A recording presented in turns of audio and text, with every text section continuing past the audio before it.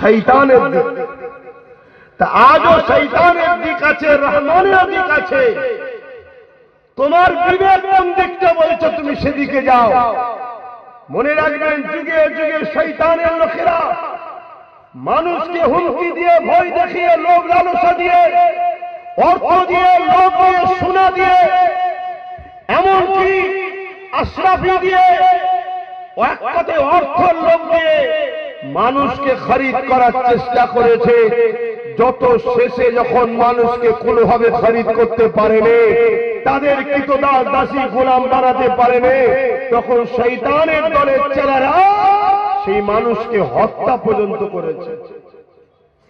আর যুগে যুগে রহমানের দলের লোকেরা ইনসাফের পক্ষে মানুষকে ডেকেছে, ইনসানিয়াতের পক্ষে মানুষকে ডেকেছে, মানবতার পক্ষে মানুষকে ডেকেছে।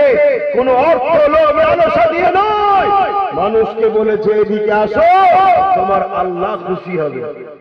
মানুষ দলে দলে আল্লাহর খুশির জন্য এসেছে। জোরে বলুন সুবহানাল্লাহ। আজকেও দুটো দিক আছে, একটা রহমানের দিক আর একটা শয়তানের দিক। খেয়াল করে দেখো, আব্বাস সিদ্দিকী তোমাকে রহমানের দিকে ডাকছে না শয়তানের দিকে?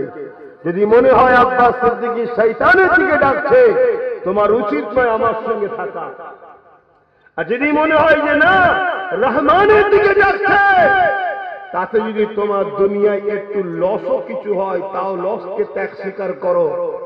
ডাকে সারা দিয়ে জমে জমে আসতে হবে। কেন? আজকেও দুটো দিক আছে। সেদিন নবীরা ছিল রহমানের দিকে, আজকের আলেমে হাক্কানিরা হলো রহমানের দিকে। কথা বুঝে আসছে? সেদিনে নবীদের সঙ্গে লড়াই হয়েছিল জালিম শাসকদের, আজকাল হাক্কানি আলেমদের সঙ্গে লড়াই হচ্ছে জালিম শাসকদের। এই দুটো দিক সর্বসময় ছিল, আজও আছে। তবে মনে রাখবেন, আল্লাহ পরীক্ষা নেবে, কাউকে আল্লাহ গরীব বানিয়ে পরীক্ষা নেবে, কাউকে আল্লাহ ধনী বানিয়ে পরীক্ষা নেবে, কাউকে আল্লাহ দুর্বল করে পরীক্ষা নেবে, কাউকে আল্লাহ শক্তিশালী করে পরীক্ষা নেবে। এ নওজোয়ান তরুণেরা, আল্লাহ নবী জানিয়ে দিলে একটা সময় আসবে আমার উম্মত উম্মতিরা প্রচুর মার খাবে। সাহাবা হুজুররা জিজ্ঞাসা করলে, ইয়া রাসূলুল্লাহ, হাবিবাল্লাহ, এই মার কেন খাবে? তাদের কি সংখ্যা কমে যাবে? আল্লাহ নবী বললেন, না, সংখ্যা তোমার ভাইদের কমবে না, তারপরও কেন মার খাবে? আমরা আজকে মার খাচ্ছি না খাই না? কথা বলুন, পুরো দুনিয়া জুড়ে মার খাচ্ছি না খাই না? রাসূলুল্লাহর কথাটা মিলছে কি? দেখুন, মিলবে তো 100%। সাহাবারা জিজ্ঞেস করছে, হুজুর মার খাবার কারণ কি? তাদের সংখ্যা কি কম হবে? আল্লাহ নবী বললেন, না, সংখ্যা কম হবে না, তাদের মধ্যে আল্লাহর ভয় উঠে গিয়ে জালিম অত্যাচারী শাসকদের ভয় ঢুকে যাবে, মৃত্যুর ভয় ঢুকে যাবে, এজন্য তারা মার খাবে। আজকে বলুন, আমাদের অন্তরে আল্লাহর ভয় আছে? যদি আল্লাহর ভয় থাকে, সে অন্তরে কখনো জালিম হুকুমাতদের ভয় ঢুকতে পারে না।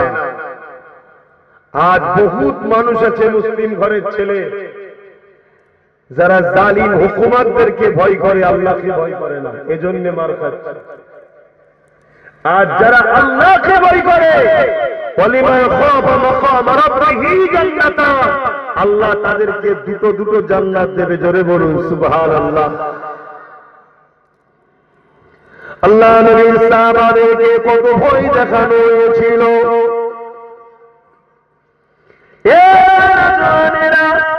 আল্লাহ নবীর সাহাবা হুজুরকে মরুভূমির বাড়ির উপরে শুইয়ে দিয়ে বুকের উপরে ভারী পাথর চাপিয়ে দিয়েছে। তোমাদের কারোকে কি মরুভূমির বাড়িতে শুইয়ে বুকে ভারী পাথর কি চাপানো হয়েছে? বলো, চাপানো হয়েছে? আল্লাহ নবীর সাহাবাদের উপরে কত জুলুম হয়েছে, সাহাবা হুজুররা এত জুলুম কষ্টকে সহ্য করেছে, তথাপি আল্লাহ রাসূলকে ছেড়ে দেয়নি, রহমানের দলকে ছেড়ে চলে যায়নি।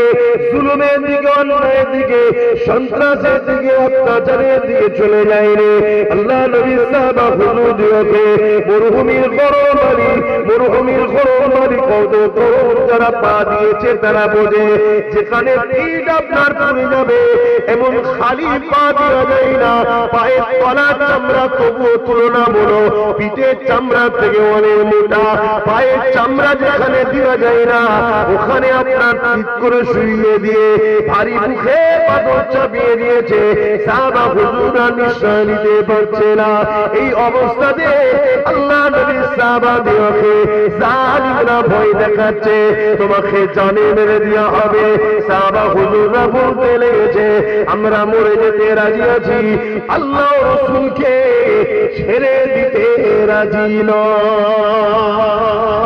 হে নওজওয়ানেরা, তারা যখন দেখছে এদেরকে মৃত্যুর ভয় দেখিয়ে পারা যাচ্ছে না, তখন তারা লোভ লালসার ভয় দেখাচ্ছে। কি বলতে লেগেছে, তোমাকে ধন দৌলত দেওয়া হবে, তোমাকে ভাগীদারি দেওয়া হবে।